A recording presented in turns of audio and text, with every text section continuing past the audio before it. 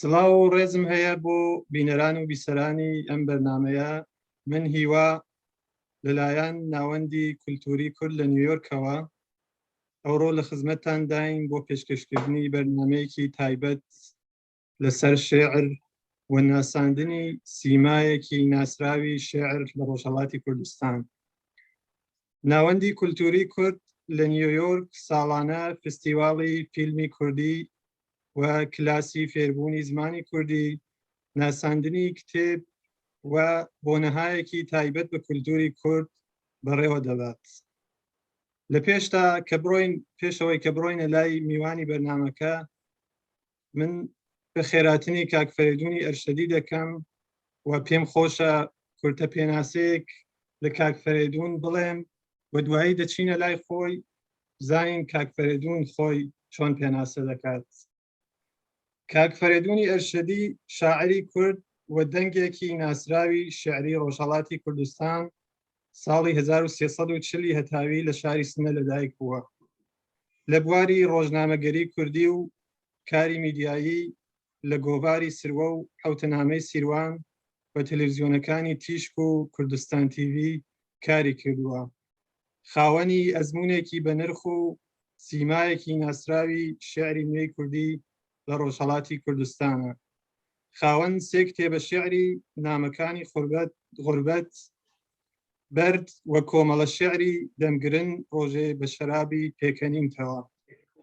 کاکڵی سەرەکی شێعرەکانی کاک فەریدوون شێعری بەرگریە. ئەم شێعرانە لە هەمان کاتدا کە ئەرکی بەرگری لە گەلێکی بندەست و پەراوێزخراوە، بەڵام سیماوبۆنێکی تایبەتی خۆشەویستی تێدایە. لە زۆربەی شێعرەکانیدا بە سەختی دەتوانی ئەم دوو تەوەرە سەرەکیە لێک جیا بکەیتەوە. هەر بۆیە ئەمە ناسنامەیەکی تازەی بەخشیوە بە شێعرەکانی. من زۆرتر قسە ناکەم، پێم خۆشە لە زمانی خودی کاک فەریدینەوە ببیسین، بزانین کاک فەریدوون کێیە، چۆن دەستی کرد بە شێعر نووسین و باسێکیش لەسەر کتێبەکانی بۆمان بکە. فەرموو کاک فەریدوون. بەڵێ ڕێز و حورمەتم بۆ جەنابت و بۆ ئەندامان و لایەنگرانی ناوەندی فەرهەنگی کورد لە نیویۆرک و سپاس بۆ ئەوەی کە ئەم دەرفەتەتان بە مندا کە بتوانم لە خزمەتتانەوە. ئەوەی کە فەرمووتان ڕاست بوو، بەشێکی لە ژیانی من بوو، ژیانی دەرەوەی هەر کەسێک کە کاری ئەدەبی و هونەری دەکات. من سەرەتا لە دەورانی ئەڵبەتە من کە لە سنە لەدایک بووم لە مەریوان چوومە مەدرسە، لەبەرەوە بەرها باوکم بە حکمی کار و ئەوانە ماڵمان چووە مەریوان و لێنا چوومە مەدرسە و تقریبا دەورەی ڕاهنمایی، لە دەورەی ڕاهنمایی ئایتر وردە وردە هەم ئینشاکانم خاص بوو، هەم بازێ وردە چیرۆکمە نووسی کە معلمی ئینشاکەمان زۆری پێخۆش بوو. ئەوە هاندەر بوو کە ئەڵبەتە بە زمانی فارسی چۆن کوردیمان نەخوێند بوو. ئەیتر وردە وردە ئەوانە بوو بە هەوێنێکە هەست بکەم دەتوانم شتێک بنووسم. وا بوو کە معلمەکەمان نووسینەکانی ئەبرد بۆ کلاسەکانی تر لەوێ ئەیخوێندەوە وەک نمونە. ئەوە هاندەر بوو بەڕاستی بەتایبەت ئاغای عەلی بەنی بەشەر کار لێرەوە سپاس یەکەم کە زۆر لطفی نواند بە نسبەت منەوە وەختە نەوجەوانێک بووم. سەرەتا شێعرەکان بە فارسی دەست پێ کرد، خوێندنەوەم بە فارسی بوو، بەڵام وردە وردە هەستم کرد کە دەتوانم بە کوردی بنووسم. و هەر لە سەرەتاکانی جوانیەوە ئەڵبەتە شێعر نەبوو، هەندێک نووسین بوو کە بە ناو شێعر بڵاو ئەوە، یعنی بە ناو شێعر ناو خۆمانە ئەمان خوێندەوە، بەڵام وردە وردە ئیتر دەستم کرد بە خوێندنەوەی شێعری شاعرانی کورد و چیرۆک و ئەرزبدە و کتێبانە کە زۆر لە بەردەست بوو، تەفرەکەم بوو، بەڵام ئیتر ناوە ناوە شێعرم دەنووسی و تەجروبەی شێعری فارسیش کۆمەکی کرد کە بتوانم شێعرەکانم تا ڕادەیەک لەلایەن دۆستان و ساحب نەزەرانەوە قبوڵ بکرێن. بەتایبەت کە سروە مەجلەی سروە لە وەرمێ ئیتیهاتە وەشاندن، من کارم لێنا چاپ بوو کە دواتریش بەرهاو هەندێک ماوەیەک لەوێش هەر مەشغوڵ بەکار بووم. کار ڕەسمی نە، بەڵام هاوکاریان بووم ئەمانە بوو بە سەرەتای دەستپێکی شێری من. ئیتر لە کەناریشیە پاشۆی لە سەروازی هاتمەوە لەوەقا تر لە ڕادیۆ تەلەڤیزیۆن سنە لەوێ بە شکڵی موقەت دەست بەکار بووم لەگەڵ کاک عەباسی کەمەندی یادی بەخێر، کاری وەرگێڕانیە کرد، کاری دوبلەی فیلمیە کرد، لەگەڵ ئەو هاوکار بووم، نووسەری بەرنامەی مناڵان بووم. لێنەوەتە کاری میدیایی ئاشنا بووم، پاشان هاتمە لەوێ تر نەمان بە دەلایلێ نەیان هێشت لەوێ هاتمە دەرەوە ماوەیەک بێکار بووم تا چوومە کانون پەرۆشتی کودەکان و نەوجەوانان. لێنە ماوەی 13 ساڵ بووم بە کارمەند، مورەبی فەرهەنگی، دواتریش بوومە کارشناسە ئەدەبی و فەرهەنگی لە شارەکانی سنە و تاران و ورمی و سەقز و ئەوانە. ئێتر هەر ئەو گەڕان و ئاشنایی لەگەڵ کتی و شاعران بوو ئەوەی کرد تقریبەن ئەزمون و تەجربەی بەدەست بێرم کە ئیسێوە لوتفەکەن باسیەکەنەوە بە کورتی. باقی ژیانەکە فرە ئێستا هەڵسوکۆتی فرێتیا بوو، لێ ماوەیەکی زۆریش بەرپرسی ئەنجومەن ئەدەبی سنە بووم، ئاوێر بووم، عەرز بێت لە سینمای جوانانە کورد ئێرانە لە سنە مدەڕەسی فیلمسازی و داستاننووسی بووم. ئیتر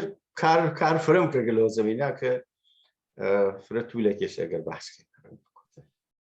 دەستت خۆش بێ کاک فەریدونگیان. پێم خۆشە بڕۆینە سەر کتێبەکانت. پێم وایە ئەوەڵین کتێبی جەنابەت کتێبی نامەکانی غوربەتە، ئەوەڵین یانێ دەستپێکی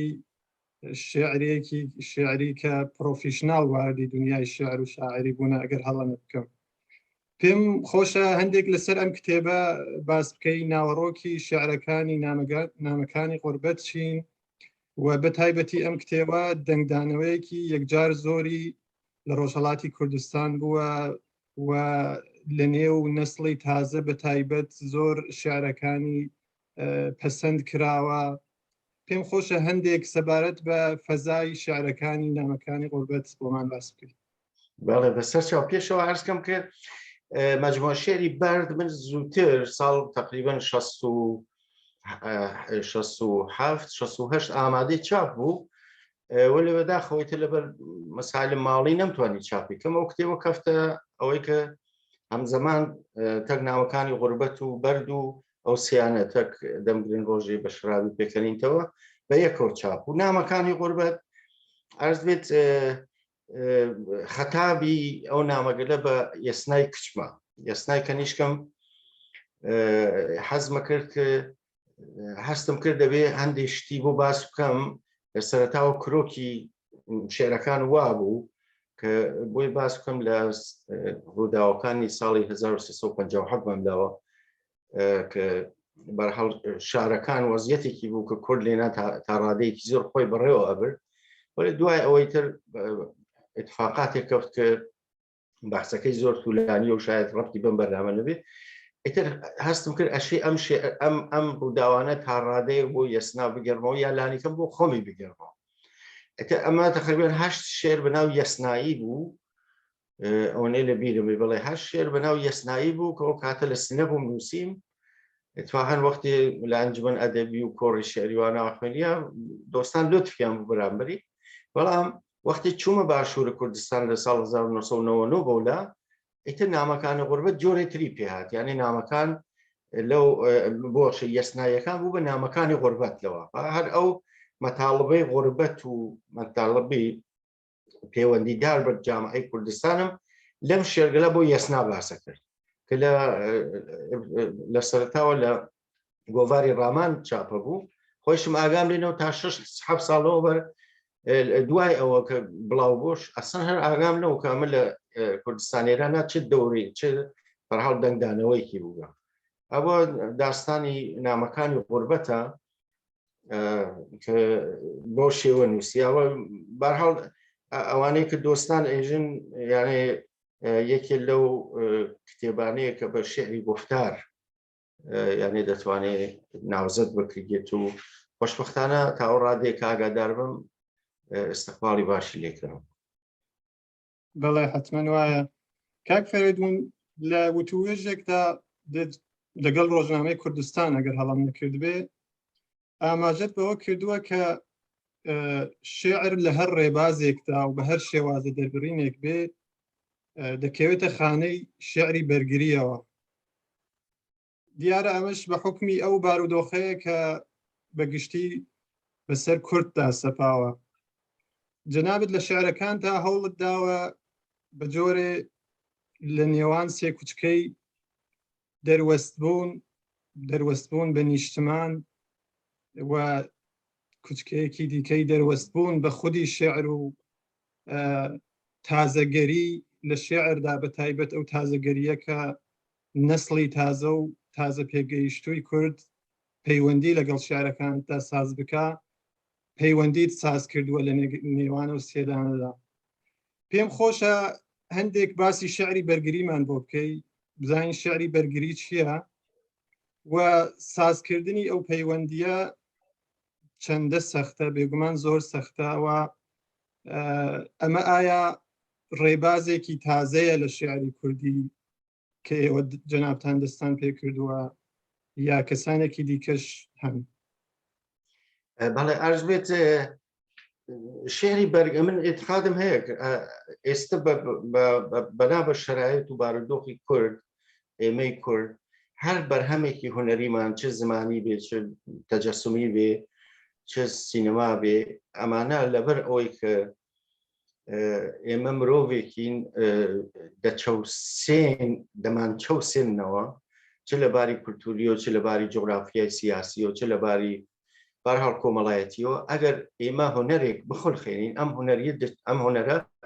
دەچێتە خانەی هونەری بەرگری. لەبەرچی لەبەرەوە ئێمە هەوڵ دەدەین کە ناسنامەی خۆمان بپارێزین، هۆویەتی خۆمان بپارێزین و خۆمان دەرببڕین بە شێوازی هونەری، بە شێوازی زمانی. وەختی ئەم کارت کرد مقاومەتێکە بەرگریکە لە بەرابەر ئەو هێرشە نەرم و سەختەوە کە دژمنەکەت لە هەمەلایەنە بەرامبەر بە تۆ دێت و تۆ مەجبوری دفاعکە. ئیسب ئەم دفاع هەم بەرگریە، بەشێکی بەرگری هونەریە، دفاع لە زمان، دفاع لە تەخەیۆڵ، دفاع لە پاراستنی ژینگە، دفاع لە بەرحاڵ ئەو بایەق و ئەرزشانەی کە لە کۆمەلگای تۆ بەرگریە لە مێژووی ئەدەبی شەفاهی هەر کام لەمانە بە نەوعێک. بۆیە ئێژم ئەگەر هەر هونەرمەندی، هەر نووسەری لە هەر ژانرێکە کار بکات، ئەمە ئەچێتە خانەی بەرگریەوە، نە بەرگری بە معنای نازم ئەو شێعرە شوعاریە کە فرەتر وازانن کە تۆڵی شێعری بەرگری شێعری شوعاریەوە نیە. یعنی ئێتقادم وەیە کە ئەگەر شاعر، من بەحسی شاعر دەکەین، شاعر یا هونەرمەند بە شێوازێکی هونەرمەندانە بە دیدێکی هەمەلایەنە و جیهانبینیەکی دروست و جوانی ناسانەوە تماشای پەدیدە و دیاردەکانی ناو کۆمەلگا بکات و ئەمە لە ئێڵۆک و لە سافی دەرونی خۆی و زەهنی خۆی و بە شێوەیەک بێریتێ دەرەوە کە بەر لە هەر شتێ متاهد بێ بە خۆی. ئەگەر زمانە متاهد بێ بە زمانەکە، یان زمانەکە دروست بەکار ببە. ئەگەر شێعرە متاهد بێ بە ئوسول و زەوابەتی شێعری کە بتوانێ شێعر پێشکەشە جامعە بکە. ئەگینا خەتا هەر شعار بێ کە بەرگری نییە، یانە بەرگری. بۆیە من پێش هەموو شتێک دفاع لەواکەم کە شێعر، ئیسێمە کە باسی شێعرەکەین، شێعر بەر لە هەر شتێک متاهدە بە خۆی، لایەنە هونەریەکانی خۆی. و پاشان ئەگەر بتوانین ئەو ئیجازە بەخۆمان بین شکل و محتەوا لە یەک جیا بکەینەوە کە پێم وایە جیاکردنەوە نییە، جیابوونی بۆ نییە، بتوانی بە شێوازێکی وا هونەری و ئیمڕۆژیانە پێشکەشی بکەیت کە لە ناو جامعەی هونەری لە کۆمەلگای خۆتا قبول بکرێت. یعنی تۆ بتوانی پێش هەموو شتێک خۆت دەرونی خۆت ڕازی بکەیت کە بەرهەمێکی هونەریە خۆڵقێنی. ئەگەر بەرهەمێکی هونەری موفق بی بخۆڵقێنی وە چه باشتر کە ئەم بەرهەمە هونەریە بتوانێت ئاوات و ئامانج و دەرد و خەبات و ئینتزارەکان و چاوەڕوانیەکانی کۆمەلگای خۆت کە خۆیشت بەشێکی لۆی وێنا بکات خۆت چه باشتر. ئەمەیە بۆچوونی من لەسەر هونەری بەرگری و فکرەکەمەوە کە تا ئەو ڕادێک دیومە حتا ئاوانگارترین شێوەکانی هونەر لە ناو کوردستانە بەڕای من بەشێکی گەورەی ئەچێتە خانەی بەرگری و لەبەرەوە هەروەکە ئەرزم کرد دەتوانێت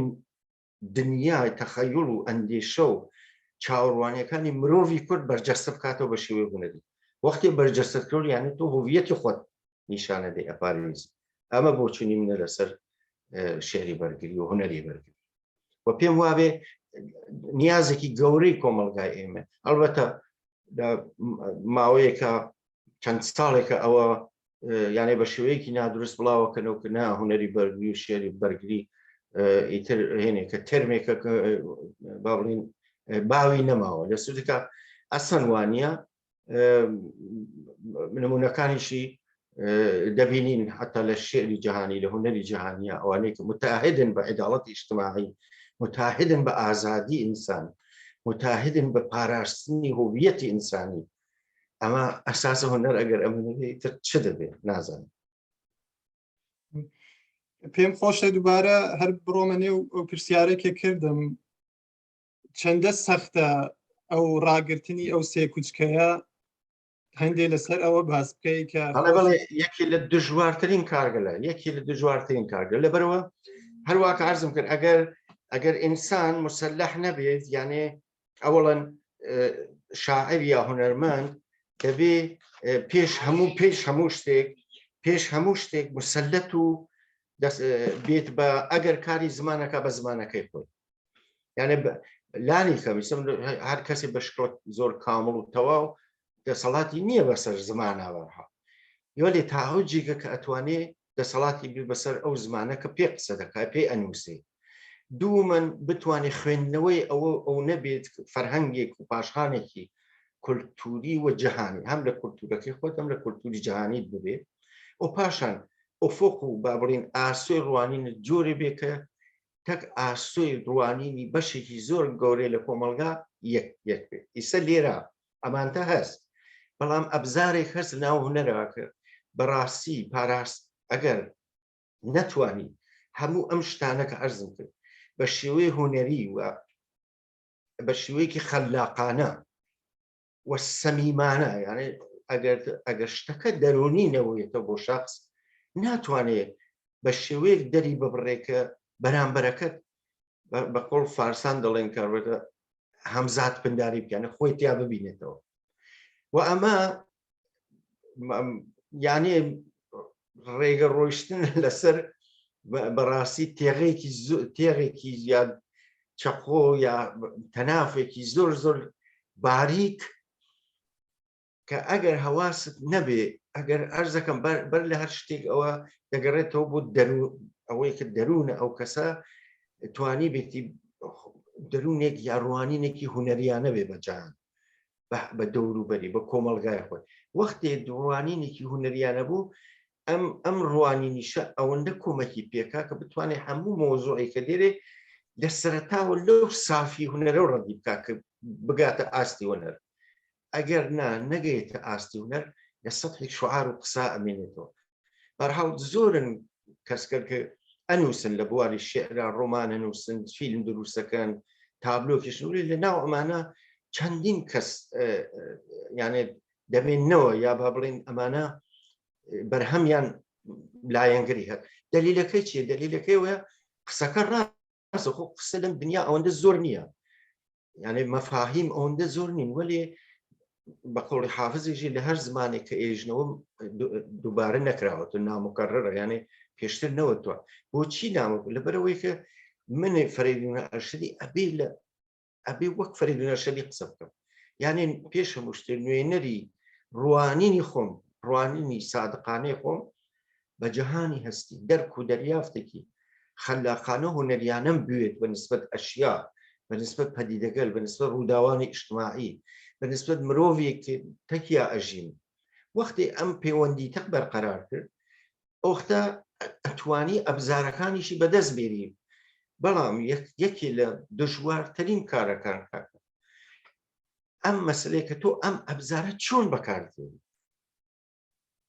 من پێشتر ئێستا بەناوبانگە ئەڵێن فەریدون خۆدستایی نەبێت چۆن وتنی هاوڕدە جێگەی چی وتن یعنی هەمیشە ئەو کاتێک سەرەتایش کە دەستم پێکرد بوو پاش چەند ساڵێک ئەحساسم کرد باشە من ئەم هەموو چی بێژم مهم نییە چۆن بێژمی مهمە لێرەدایە کە ئیتر ئەو مەسلەی ئەوەی کە ئێوە ئەفەرمون چۆن ئەمانە پێکەوە پەیوەندی بدەیت کە بتوانین ئەو باڵانسە بهێڵیتەوە هەم شێعرەکەت پڕ بێ لە مەفاهیمێک کە ڕەنگە بڤە بێت و هەم پڕ بێ لە نواندنێکی هونەریانە کە بتوانێت هەند زۆر کەس تاویلی فرێ لێ بکەن زۆر کەس پەیوەندی لەگەڵا بگرن بەڵام بەر لە هەر شتێ سەداقەت لە کاری هونەریە فرەموانی یعنی تو بتوانین تەقوەتە صادق و سەمیمی بی بێگومان کاک فەریدون شێعرەکانی جەنابەت شێعرهایەکە کە شێعرهایەکی جوغرافیادارە شێعرهایەکی بە فارسی دەڵێن مەکاندارە کەسێک کە شێعرەکانی ئێوە بخوێنێتەوە دەزانێت سەبارەت بە چی قسە دەکات و خاڵێکی زۆر گرنگ کە پێم خۆشە باسیکەی جوانی ناسی ژیانە و مەرگ لە نێو شێعرەکانتاندا من دوێنێ کە چاوم بە سەفحەی فەیسبووکەتاندا دەخشاند ئەمە زۆر پڕڕەنگ بوو لە ناو شێعرەکانتاندا بە تایبەت شێعرهایەکە بۆ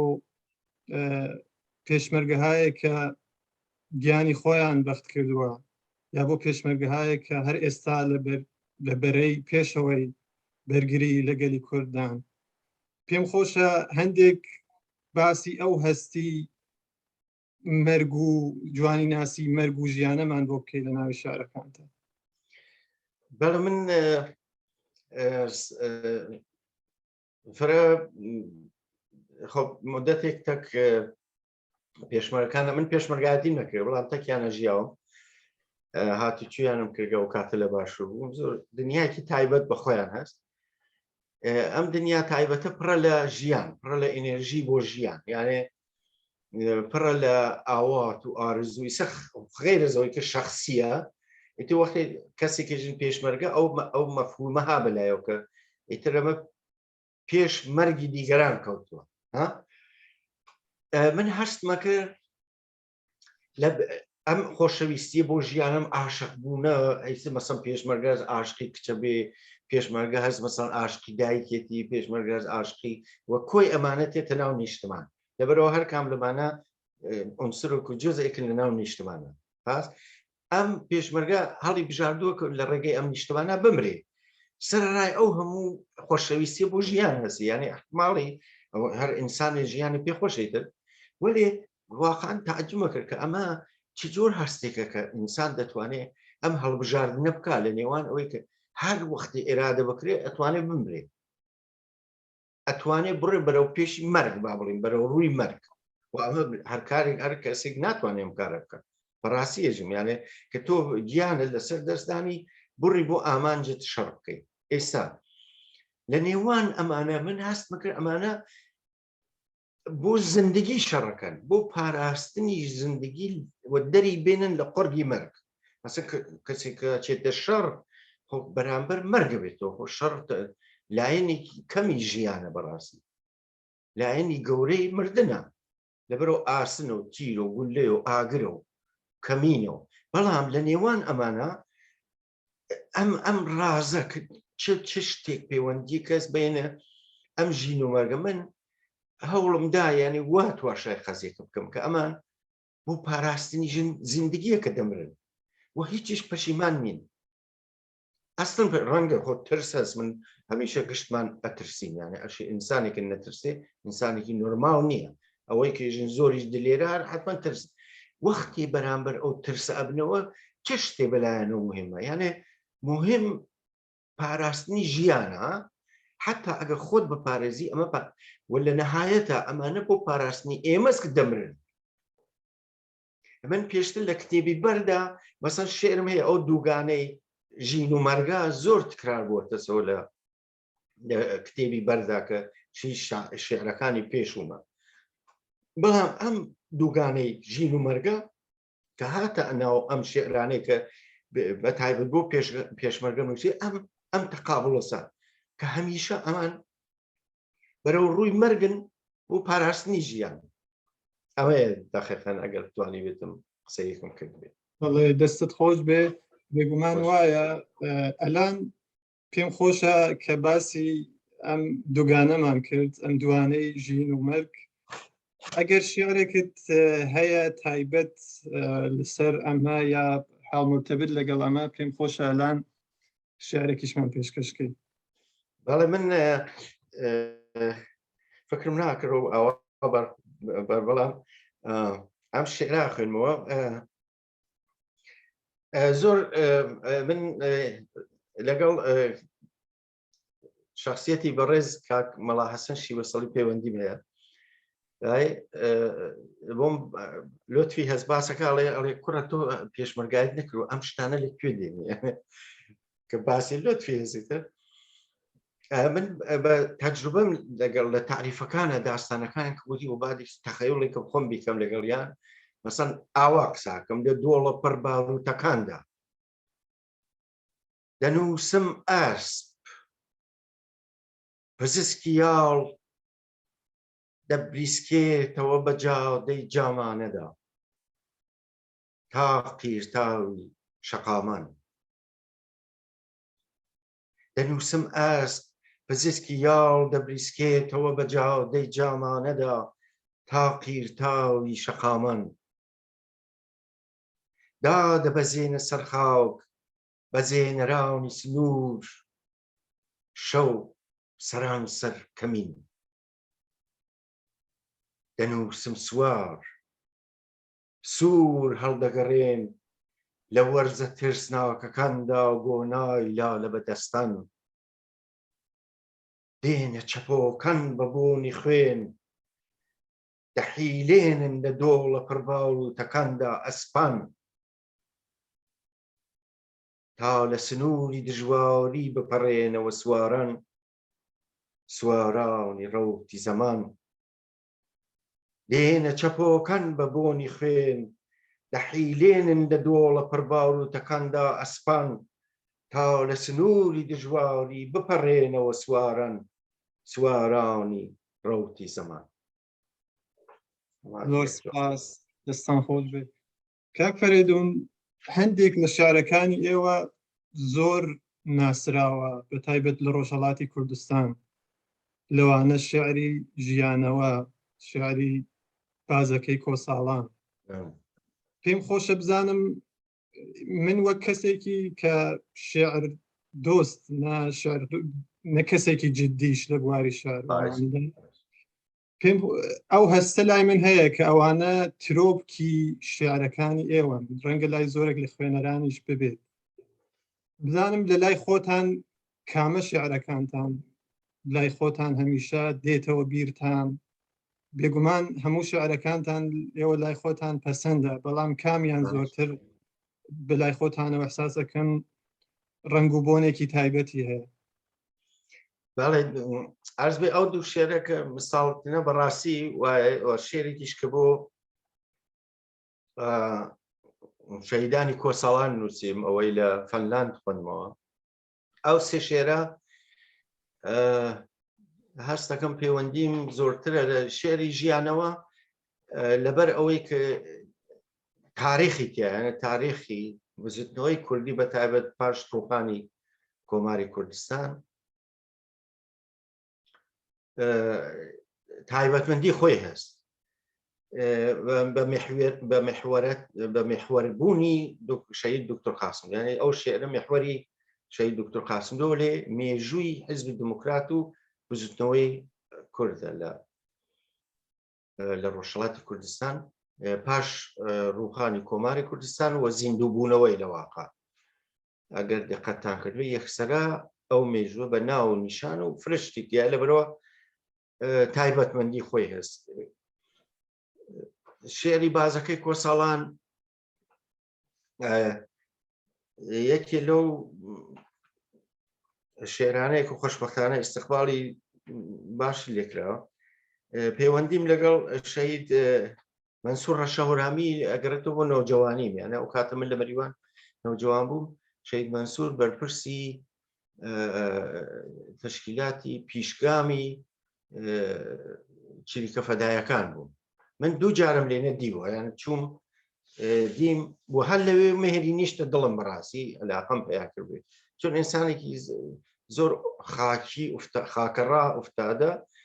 لە عینە حاڵ یعنی قسەی بڕەوی بوو کاریزماتیک بوو شخصیەتی خەڵکی پێشە بڕ بەڵام کە هاتم ئەوانم لەبیر مابوو ئەو ئەوان بوو هاتنە دەرەوە لە شارەکان ئیتر داستانەکانیان ئەهاتەوە داستانی قارەمانیوانی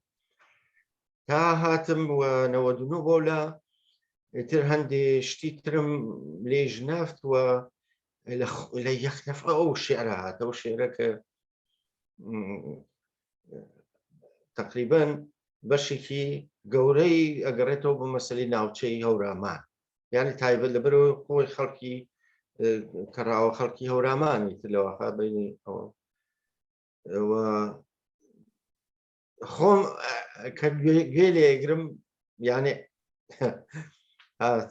شێرێکی خراپ نییە بە نەزەر خۆم یانی لەو شێرانەیە کە تقریبەن موافقە لەو بوارە یعنی لەو بواری شێعرەکە بتوانی آخر زۆر زەحمەتە کە شێعر لە مۆرد یەک شخصیەتەوە بنووسی یا تووشی شێعریەتەکەی لە دەست نەدەی ئەمە فرەفرە مهم یعنی تو بتوانی ئەو عوامڵە شێعریە کۆ بکەیتەوە کە ئەم شخصیەتە جوورێک پەیوەندی بێ بە هەموو ئەم عوامڵە و کە ئەیبینی و ئێغراقیش نەکەیت دقەتە فەرمووی یعنی ئەوە بەلامەوە یەکی لەو شێعرە باشەکانی خۆمە یعنی خۆم پەسەند یەکەم ئەوەی شێعری ژیانەوە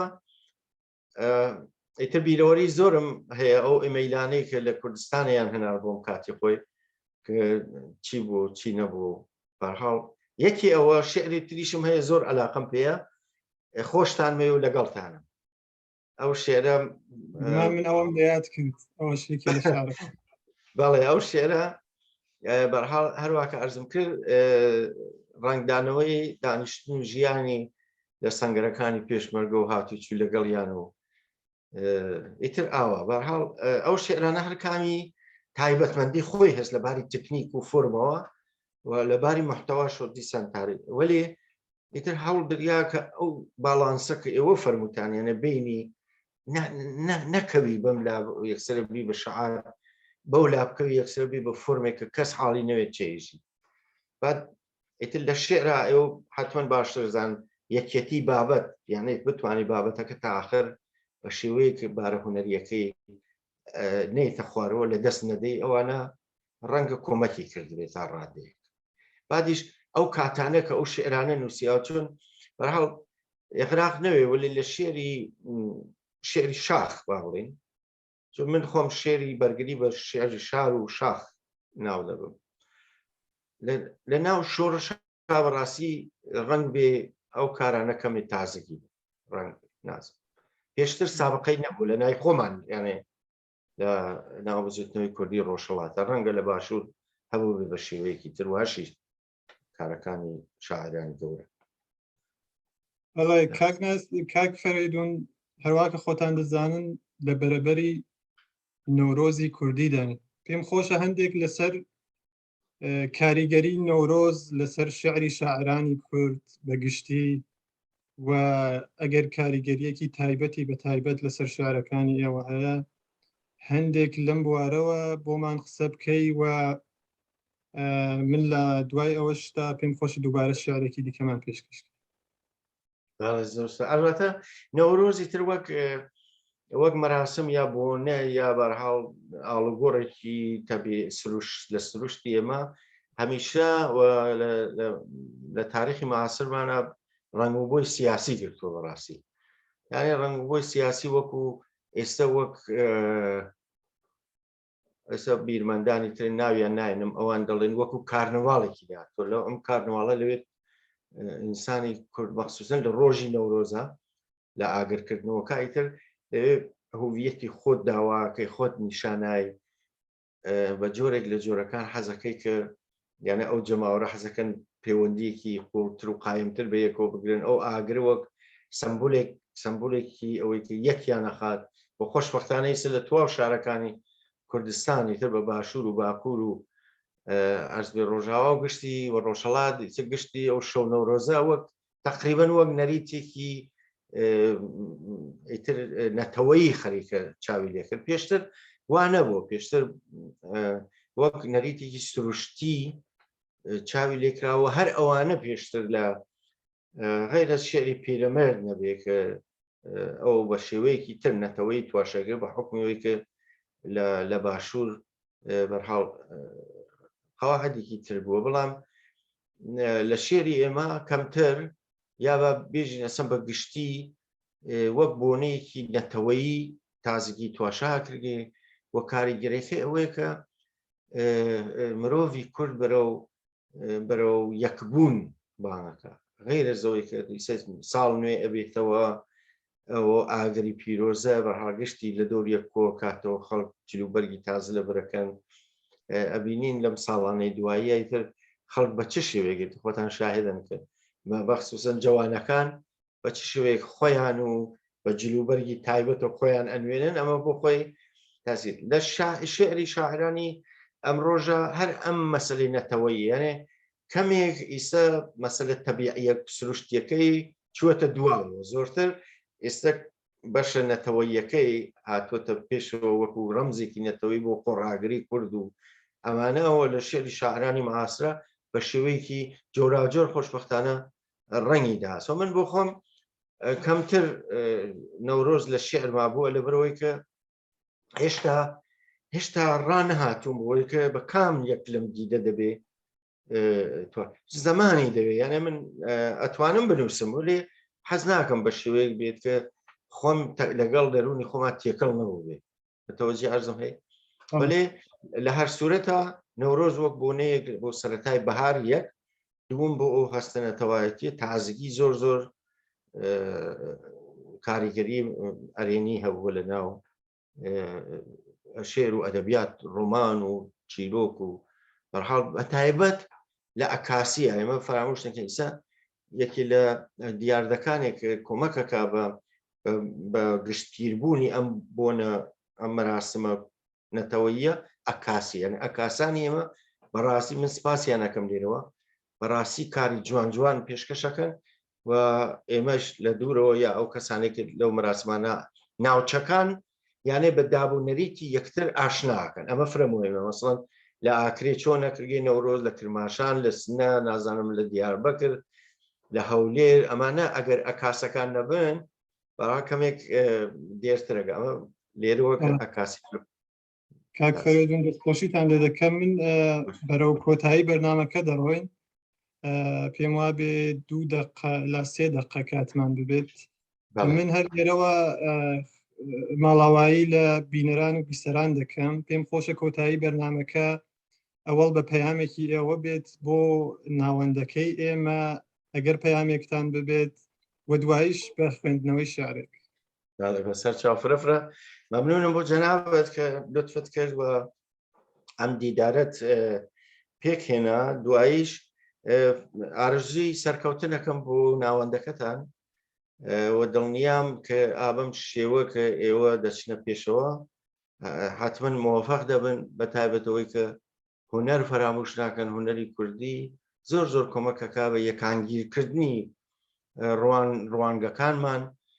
بە نە ئەوەی کە بوو یەکدەستی بکات نا یەکانگیری بکات چۆن یەکدەستی ڕوانگە مەبەست نییە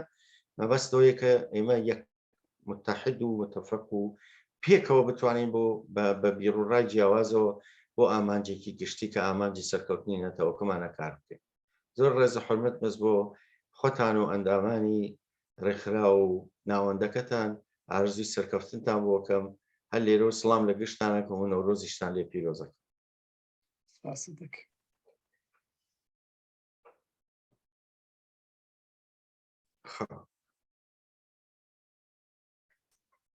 شێرێکە